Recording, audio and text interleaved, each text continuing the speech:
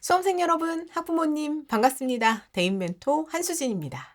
한 학기 보내시느라 정말 수고 많으셨습니다. 자, 이제는 여름방학 시즌이 돌아왔습니다. 여름방학은요, 우리가 학기 중에는 시험이라든가 수행평가 일정으로 나의 진로에 대해서 깊게 생각해 볼 여유가 없는 그런 시기들이었는데, 이 여름방학 시기를 활용해서는 특히나 아직까지 진로를 선택하지 못하신 우리 수험생 여러분들이라면 나의 진로 분야를 탐색하면서 이제 선택해 나갈 그런 고민을 해 주셔야 되는 시기가 온 거예요. 그래서 오늘 진로를 결정하지 못한 수험생과 학부모님들을 위해서 진로 탐색의 방법에 대해서 설명드리고자 합니다. 가장 먼저 제가 추천드리고 싶은 방법은요. 각 대학에 개설되어 있는 다양한 전공들을 좀 확인하실 것을 추천을 드립니다. 사실 많은 학생들이 진로를 선택하기 어려워하는 가장 큰 요인 중에 하나가 도대체 어떤 학과들이 개설되어 있는지 모릅니다. 어떤 진로로 나아가야 할지를 몰라요 하는 경우가 훨씬 더 많습니다. 학교에서 진행되는 다양한 진로 탐색 활동이라든가 체험 프로그램에 참여하면서 여러 진로들을 경험해 보는 친구들도 있긴 하겠지만 우리가 고등학교 1학년부터 3학년까지 학교 생활하면서 가장 가깝게 경험하는 직업 자체가 선생님이신 경우가 학생들이 보통 더 많아요. 그래서 내가 관심 있는 대학에 어떤 학과들이 개설되어 있는지, 특히나 학과 홈페이지라든가 또 각 대학들이 안내하고 있는 모집 요강들을 살펴보시면서 어떤 전공들이 개설되어 있는지를 살펴보신다면 좀 더 넓은 시야를 가지고 진로 탐색을 시작하실 수 있습니다. 자, 제가 지금 보여드리는 이 자료는요, 서울대학교 모집 요강에 나와 있는 모집 단위와 모집 인원이에요. 여기 보시면 인문계열, 국어국문학과, 중어중문학과 이렇게 다양한 학과들이 개설되어 있는 것 보이시나요? 그래서 대학에는 이렇게 다양한 학과들이 개설되어 있구나 하는 것도 살펴보실 수 있고, 간혹 보시다 보면 국어국문학과는 뭔가 국어를 배우는 것 같고 영어영문학과는 영어를 배우는 것 같은데 여기 아래 내려가다 보니까 아시아 언어 문명학부라는 건 뭐지? 이렇게 다소 좀 생소한 그런 전공명을 확인하실 수도 있습니다. 자, 이런 경우라면요. 포털 사이트에다가 뿅뿅대학교 아시아 언어 문명 학부 이렇게 검색하시면요. 그 대학의 학과 홈페이지에서 이 대학에서 무엇을 배우는지를 하나하나 확인하실 수가 있어요. 그런 내용들을 확인해 보시면서 매력적이다 혹은 이 전공은 나랑은 잘 맞지 않겠다. 이런 내용들을 점검해 나가신다면 여러분들이 진로를 탐색할 수 있는 시야를 더 넓혀서 준비하실 수 있다는 점 꼭 기억해 주시기를 바랍니다. 자, 이 대학별 모집 요강 자체는요. 대학 어디가 사이트에서 여러분들이 대학별로 다운로드 받아서 확인해 보실 수 있거든요. 여러분들 바로바로 보실 수 있게끔 이 영상 아래 댓글에다가 어디가 사이트 주소 붙여둘 테니까 그 주소 클릭하셔서 관심 대학의 모집 요강을 꼭 한 번씩 전체 훑어보시면서 개설 학과들 확인해 주시기를 추천드립니다. 자, 이렇게 다양한 전공들이 개설되어 있다는 것도 확인했고, 내가 지금까지 알고 있었던 전공보다도 더 많은 전공들이 있구나를 확인하셨어요. 자, 그런 다음에는 특정 학과에 맞춰서 뭔가를 준비하겠다라는 생각을 갖는 것보다는 그래도 내가 어떤 직업이나 진로로 나아가는 게 좋을까라고 생각하시는 게 우리가 나아갈 전공을 생각하는데 더 도움이 될 수 있습니다. 무슨 말이냐면요. 여러분들이 조금 전에 제가 추천드린 방법대로 각 학과들을 하나하나 따져보면서 이 학과에서는 이런 것들을 배우는구나를 확인하실 수도 있는데 우리가 모든 전공이나 학과들을 다 다니실 수는 없잖아요. 그러면 여러분들이 내가 조금 더 관심 있는 진로나 직업 쪽으로 먼저 관심을 가져주신다면 내가 관심 있는 그 직업으로 나아가기 위해서는 정치 외교학으로도 나갈 수 있구나. 난 외교관에 관심이 있는데 외교관은 정치 외교학을 전공해서도 갈 수 있구나. 전체 사회를 바라보는 시각을 먼저 가진 다음에 외교 쪽으로 나갈 수도 있는 거구나.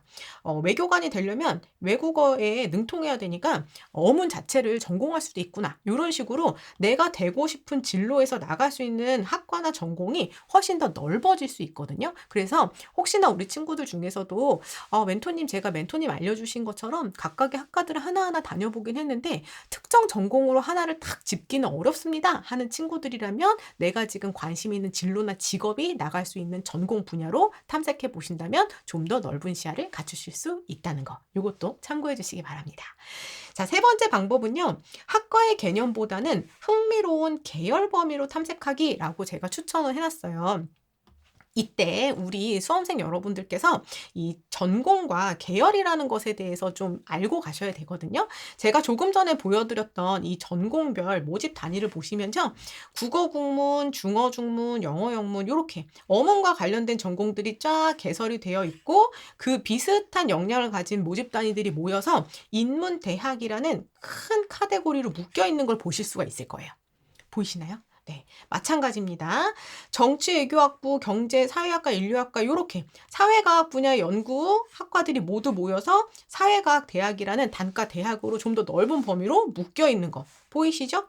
역시나 수리, 물리, 화학, 생명, 자연과학 대학 또 건설 환경공학, 기계공학, 재료공학 요런 비슷한 성격을 가진 학과들을 묶어서 공과대학 요렇게 묶어서 보는 걸 지금 확인하실 수가 있을 거예요.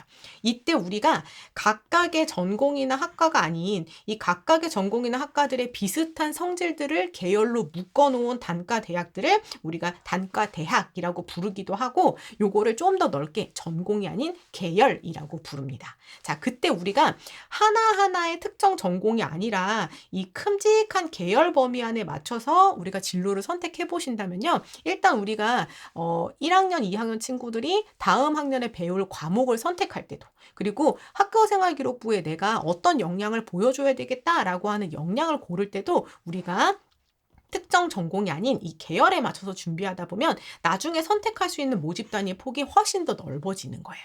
이 부분을 기억하신다면 여러분들이 일단은 어떤 전공으로 갈지 제가 하나를 딱 정하지는 못하겠습니다. 그런데요, 멘토님 저는요 기계공학이라든가 컴퓨터공학이라든가 이런 공학 전공들이 상당히 매력적인 것 같아요. 라고 관심 있는 전공들을 몇 개를 골라두시고 그 관심 있는 전공들에 공통적으로 들어있는 계열의 특징을 준비하신다면 여러분들이 나중에 실제 대학을 고를 때는 내가 이 계열에 맞춰서 준비한 걸 바탕으로 하나하나의 모집 단위로 나아갈 수 있다. 이렇게 생각을 해주시면 돼요. 자, 그래서 여러분들이 특정 학과의 개념보다 내가 지금 흥미로운 계열, 관심 있는 몇 개의 전공들이 모여있는 넓은 계열에 맞춰서 진로를 탐색해 주신다면 여러분이 그 계열에 적합한 이수 과목을 선택할 때도 훨씬 더 수월하게 선택을 할 수가 있고 그 계열에 맞는 역량을 준비했을 때 나중에 전공 선택 폭도 넓어질 수 있다는 점 요거를 참고해 주시기 바랍니다. 그래서 좀 전에 보여드렸던 사례처럼 내가 사회과학 계열 자체에 관심이 있어요. 저 보니까 사회에 어떤 문제들이 있는지를 찾아보고 그 문제점을 해결하는 과정 속에서 제가 활동하는 것을 좋아하더라고요 하는 특징을 가진 친구들 정치외교, 사회학, 심리학, 사회복지, 미디어 커뮤니케이션 학 등 이렇게 비슷한 전공 성격을 가진 전공들이 모여있는 사회과학 계열에 맞춰서 진로 탐색을 해보시기를 추천을 드립니다. 자, 네 번째 방법이에요. 멘토님 보여주신 대로요. 제가 전공들도 다 다녀봤고요. 어떤 진로나 직업이 있는지 뭐 워크넷 같은 데 가서도 찾아보면서 제가 탐색해 봤는데 사실 그래도 제가 이걸 딱 해봐야 되겠다라고 결정을 하지 못했습니다. 하는 경우라면 내가 지금 강하게 가지고 있는 나의 강한 학습 분야 혹은 나는 이건 진짜 잘 어렵고 못한다라고 하는 약한 학습 분야를 구분해서 그 학습 분야에 맞는 진로 분야를 선택할 수도 있습니다. 예를 들어서 멘토님 저는요 수학이 너무 어렵고요. 수학을 잘할 자신이 없고 성적도 너무 안 나옵니다. 하는 친구들이라면 진로나 계열을 탐색할 때 수학이 다소 좀 덜 반영되는 전공 분야로 선택해 보실 수 있을 거고요. 멘토님 저는요 외국어 전공이 너무 안 돼요. 하는 친구들이라면 외국어 영향을 덜 선호하는 학과들을 탐색해 볼 수 있겠죠. 이런 방법대로 여러분들이 또 진로를 선택해 나갈 수 있고 특히나 이런 경우에는 내가 특별히 잘하는 과목이 강한 전공을 찾아 나갈 수도 있지만 내가 최약체인 과목부터 저는 이 과목이 절대 안 됩니다 하는 과목 분야부터 일단은 지워나가면 여러분들이 관심 있는 계열 범위를 찾는데 훨씬 더 수월하게 접근하실 수 있을 겁니다. 자, 마지막으로 5번째 방법인데요. 이번에는 잘하는 역량을 중심으로 구분을 해보는 거예요. 멘토님 조금 전에 강한 학습 분야 얘기해 주셨는데요. 잘하는 역량이랑 강한 학습 분야가 어떤 차이가 있나요? 이거 궁금해 하실 수 있는데요. 강한 학습 분야라는 거는 조금 전에 예로 말씀드린 것처럼 어떤 과목, 특정 과목에 대해서 내가 성적이 잘 나온다, 공부하기가 훨씬 재밌다, 요걸 중심으로 결정을 해주시는 거고요. 이 잘하는 역량이라는 거는 이런 거예요. 내가 어떤 분야의 능력을 좀 더 잘 발휘하는가. 예를 들어서 저는요, 리더십도 강하고요. 혼자 하는 그런 활동보다는 협업을 해가지고 기획하고 하는 활동을 너무나 재미있어하고 잘합니다. 하는 친구들이라면 경영이라든가 마케팅 분야 이런 전공들을 생각해 보실 수 있고요. 멘토님 저는요 앞에 나서가지고 뭔가를 막 하는 건 아닌데요. 성격 자체가 굉장히 세심하고 오래도록 꾸준히 관찰하거나 그 결과를 확인하는 것에 굉장히 희열을 느끼는 그런 학생입니다. 라고 한다면 이런 친구들은 자연과학 계열이라든가 이런 식으로 내가 잘하는 나의 성향, 나의 능력, 역량을 중심으로 나에게 잘 맞는 학과들을 선택해 보실 수도 있다는 거. 요것도 여러분들이 참고하실 수 있습니다. 자, 이러한 5가지 방법들을 통해서 아직까지 진로를 결정하지 못하신 우리 수험생 그리고 우리 학부모님들 여름방학이 진로를 탐색할 수 있는 최적의 기회입니다.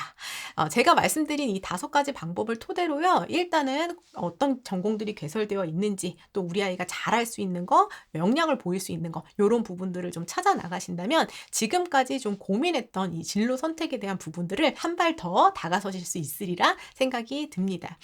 이런 과정에서도요. 또 궁금하거나 더 알고 싶다 하는 내용들은 제가 매일 진행하는 라이브 방송에 참여해서 질문하시고 해결해 나가시기 바라겠습니다. 감사합니다.